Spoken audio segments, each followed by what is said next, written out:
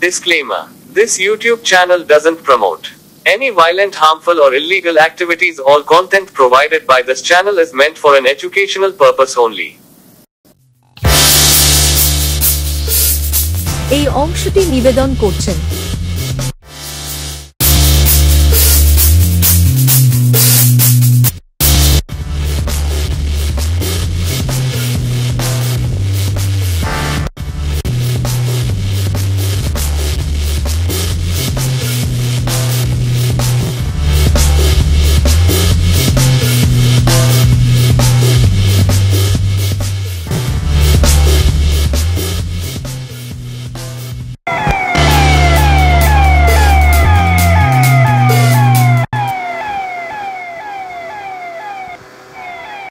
খুনের ঘটনায় বড়সড় সাফল্য পেল ডায়মন্ড হারবার পুলিশ জেলার অধীনে উষ্টি থানা।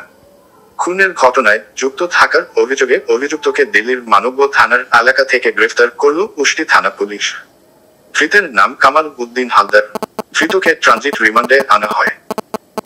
প্রসঙ্গত গত 29 অক্টোবর বুধবার সকালে দক্ষিণ 24 পরগনার উষ্টি থানার কালিকাপোতা গ্রাম পঞ্চায়েতের তেলানি গ্রামে কয়েকজন বাসিন্দারা সকালবেলা রাস্তার ধারে জলাভূমিতে একটি দেহ পড়ে থাকতে দেখে সঙ্গে সঙ্গে স্থানীয়রাই থানায় খবর দেয়। ঘটনার কিছুক্ষণ পর ঘটনাস্থলে আসে উষ্টি থানার পুলিশ। নলিকাটা রক্তাক্ত দেহ উদ্ধার করে। পুলিশ সূত্রে আরো জানা গিয়েছিল, ওই দেহটি একজন রূপান্তরকামী, নাম সোনু হালদার, বয়স 25, ওরফে সোনালী, বাড়ি দক্ষিণ 24 পরগনার মন্দির বাজারের সেকেন্দারপুর এলাকার ধানুঘাটায়। দেহ উদ্ধার করে ময়নাতদন্তে পাঠায় পুলিশ। সেই সঙ্গে পুলিশ দ্রুত খুনের মামলার রুজু করে তদন্ত শুরু করে। প্রথমে মৃতের এলাকার বাসিন্দা ও পরিচিতদের সঙ্গে কথাবার্তা বলে খুনের ঘটনার রহস্য ভেদ করতে চায় অভিজ্ঞ তদন্তকারীরা। এই ঘটনার তদন্তে উষ্টি থানার ওসি সিআই মোগ্রাহাত এবং ডায়মন্ড হারবার এসডিপিওর নেতৃত্বে গঠিত হয় একটি বিশেষ দল। পরে তদন্তকারীরা সঙ্গে ক্ষুব্ধ কামাল উদ্দিন তার দিকেই প্রাথমিক সন্দেহ একটা ছিল। ওই খুনের দিনে যে অটো ব্যবহার করেছিল তার সন্দেহজনক গতিবিধি ট্র্যাক করতে সিসিটিভিতে উঠে আসে অন্য দিনের থেকে আলাদা গতি। 8 থেকে 10 মিনিট থেমে গিয়েছিল। প্রতিদিনের মতো ওই অটোর গতির ঠিকঠাক মিল ছিল না বলে মনে করেন তদন্তকারীরা। আর তাতেই তদন্তকারীদের প্রাথমিক ধারণার সঙ্গে হুবহু মিল মিলে যেতেই সন্দেহ আরো তীব্র হয়।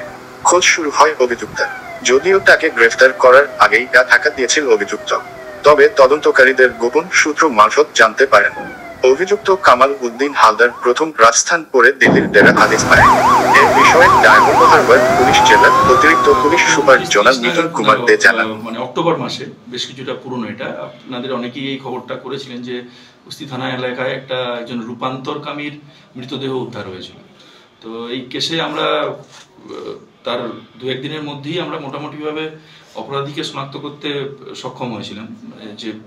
আমরা যে প্রাথমিকভাবে যার দিকে আমাদের সন্দেহের তীর যায় আমরা সেটা বুঝতে পেরেছিলাম। উস্তি থানা, তার PC team, CI Magrahat, SDPO Diamond Harbour সবাই মিলে লেগে থেকে আমরা রিলেন্টলেসলি এটার উপর কাজ করা হয় এবং ও খুব কুখ্যাত অপরাধী এই বাবু আলিয়াস যে কামাল উদ্দিন হালদার,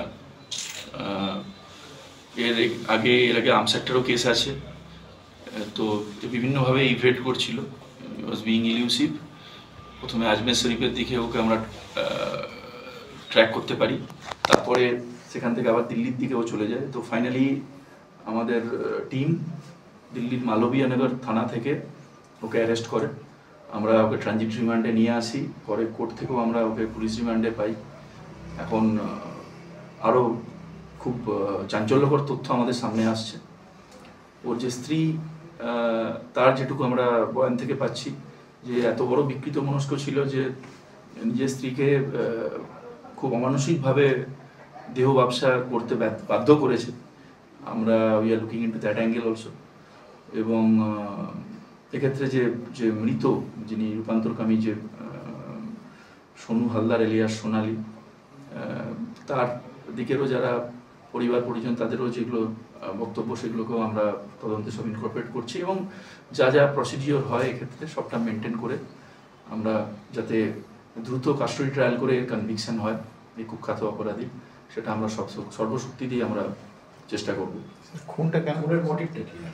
এর সঙ্গে যেটুকু আমরা এখন পর্যন্ত তদন্তে পেয়েছি, এই সোনালী আলিয়াস সোনু হালদার, এর সঙ্গে একটা বহুদিন থেকে বন্ধুত্বের এবং শারীরিক সম্পর্ক ইন্টিমেসি একটা ছিল এই অভিযুক্তের, এবং সেটা বিভিন্নভাবে সেটাকে কাজে লাগিয়ে এই অভিযুক্ত অনেকগুলো ধাপে ধাপে বেশ কিছু টাকা এর কাছ থেকে এই মৃতের কাছ থেকে নিয়েছে এবং পরবর্তীকালে টাকাটা দিতে অস্বীকার করে, এবং টাকাটা যখন তার কাছ থেকে বারবার চাওয়া হয় তখন ন্যাচারালি এর মধ্যে একটা ক্ষোভের উৎপত্তি ঘটে।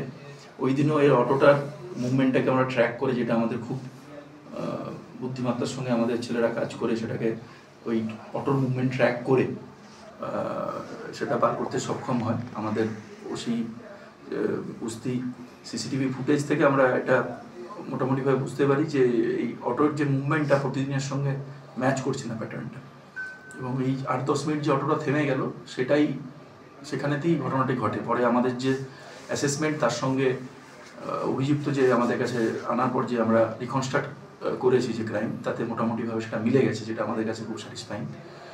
তো এটাই আছে।